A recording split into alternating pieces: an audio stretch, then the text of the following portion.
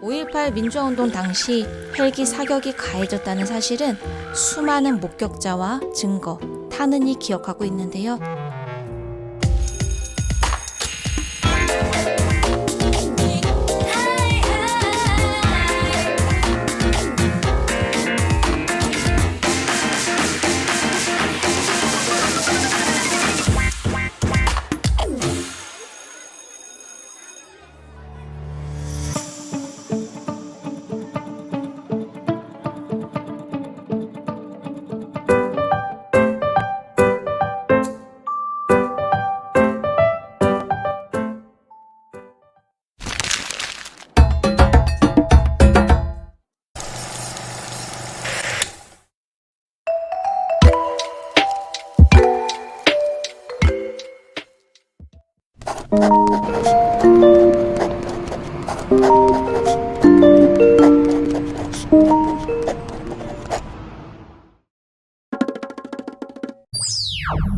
스웨덴 국왕님께서 노벨상을 수여하겠습니다. 앨런 마슨 작가님이 노벨 문학상 수상 연설을 했습니다.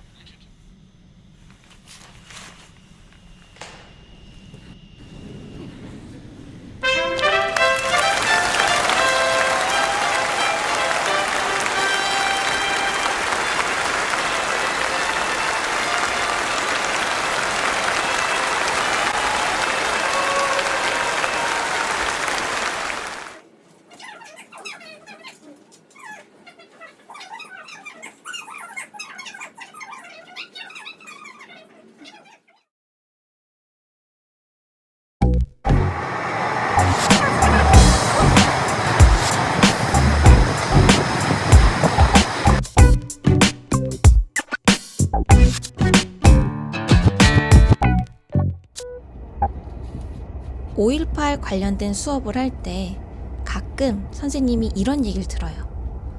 폭동? 폭도? 북한군 개입.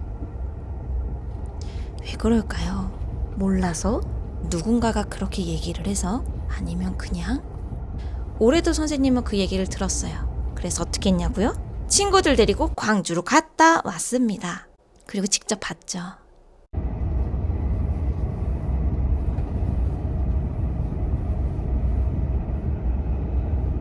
이때 인천에는 눈이 엄청 많이 왔었어요.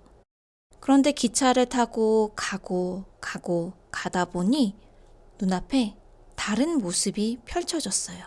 눈이 가득 쌓여있던 인천, 눈이 없는 광주. 그 모습은 꼭 1980년 5월을 보는 것 같았어요. 오늘 이 시간 선생님이랑 소년이 온다의 이야기가 펼쳐졌던 광주를 같이 둘러봅시다. 유후! 유후! 유후! 현재 상무관과 도청 일대는 복원사업이 진행 중이에요. 이곳은 전남경찰청 소속 경찰과 전남유도의 체육관으로 사용되었던 곳인데 소설 속 인물인 동원은 5.18 민주화운동이 일어난 당시 이 상무관에서 시신을 수습하고 유족을 안내하는 일을 맡았어요. 소설에서 당시 상황을 이렇게 묘사하고 있어요. 냄새를 견디며 너는 강당에 들어선다. 출입문 쪽으로 추도식을 마친 관들이 가지런히 모여있고 아직 가족이 나타나지 않아 입관을 못한 32사람의 몸들은 흰 무명천에 덮인 채 넓은 창 아래 누워있다. 그 과정에서 내가 이해할 수 없었던 한 가지 일은 입관을 마친 뒤 약식으로 치르는 짧은 추도식에서 유족들이 애국가를 부른다는 것이었다. 관 위에 태극기를 반드시 펴고 친친 끈으로 묶어놓는 것도 이상했다. 군인들이 죽인 사람들에게 왜 애국가를 불러주는 걸까? 왜 태극기로 관을 감싸는 걸까? 마치 나라가 그들을 죽인 게 아니라는 듯이. 그리고 소설 후반부에 가면 또 다른 인물의 말이 이어져요. 태극기로 고작 그걸로 감싸보려던 거야. 우린 도륙된 고기 덩어리들이 아니어야 하니까 필사적으로 묵념을 하고 애국가를 부른 거야. 상무관 안에 왜 이렇게 많은 희생자의 시신이 안치되어 있었던 걸까요?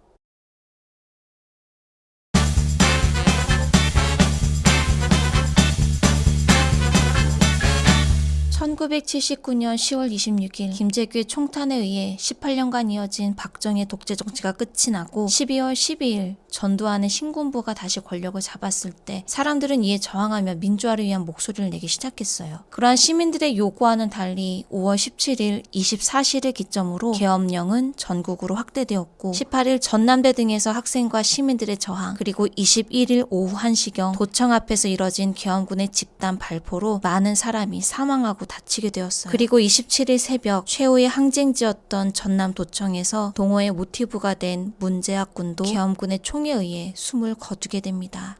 소설 속에는 5월이 지난 이후의 상황에 대해서 이러한 내용이 나와요. 방학하는 날까지 그녀는 날마다 정류장 옆 공중전화 부스에서 도청 민원실에 전화를 걸었다. 분수대에서 물이 나와서는 안 된다고 생각합니다. 제발 물을 잠가주세요. 여 사무원이 말했다. 그만 전화해요, 학생. 물이 나오는 분수대를 우리가 어떻게 하겠어요. 다 잊고 이제 공부를 해요.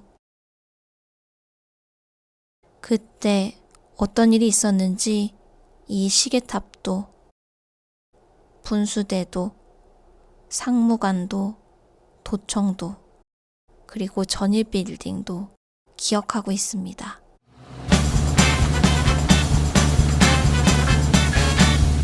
전일빌딩은 5.18 민주화운동 당시 계엄군의 헬기 사격 탄흔이 남아있는 곳으로 현재 전시 및 소통의 공간으로 시민들에게 열려 있어요. 바닥에 내리꽂힌 형태의 단자국은 공중에서 쏘지 않고는 생길 수 없다고 밝혔으며 당시 주변에는 전일 빌딩보다 높은 건물이 없었기 때문에 헬기에 의한 공중 사격이 있었을 것으로 판단하고 있습니다.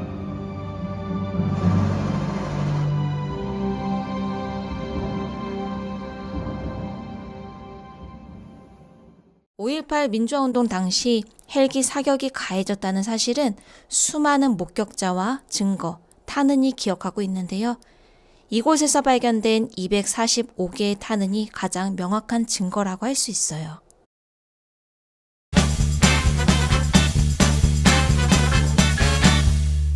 (5.18) 민주화운동 당시 기록물은 유네스코 세계기록유산에 등재되었어요. 이곳에 가면 여러 자료를 볼 수 있는데요.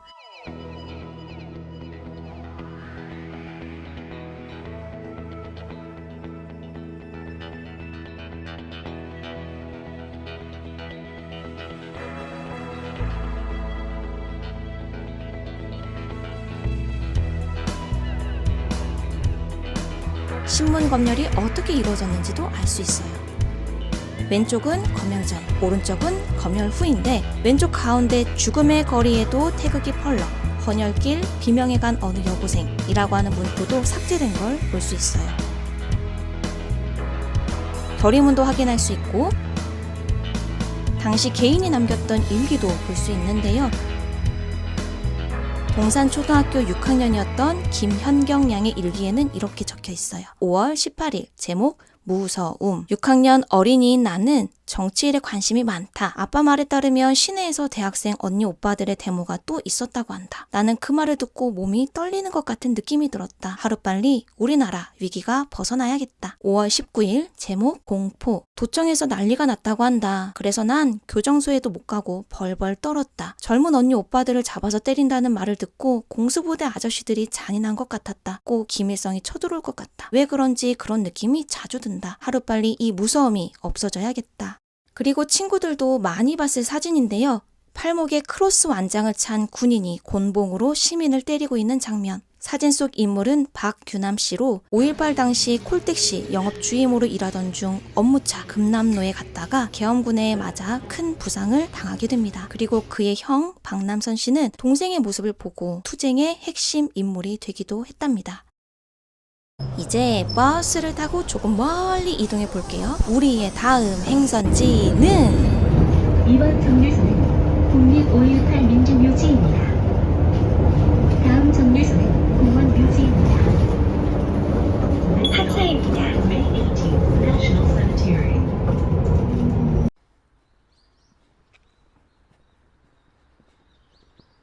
지금 우리는 국립 5.18 민주묘지를 향해서 가고 있습니다. 이곳은 지금 구묘역과 신묘역으로 나뉘거든요. 예전에는 망월동, 묘지라고도 불린 곳이에요. 한강 작가님의 그 소설 주인공 모티브가 됐던 인물도 같이 살펴보고 몇몇 인물들도 같이 만나보도록 할게요.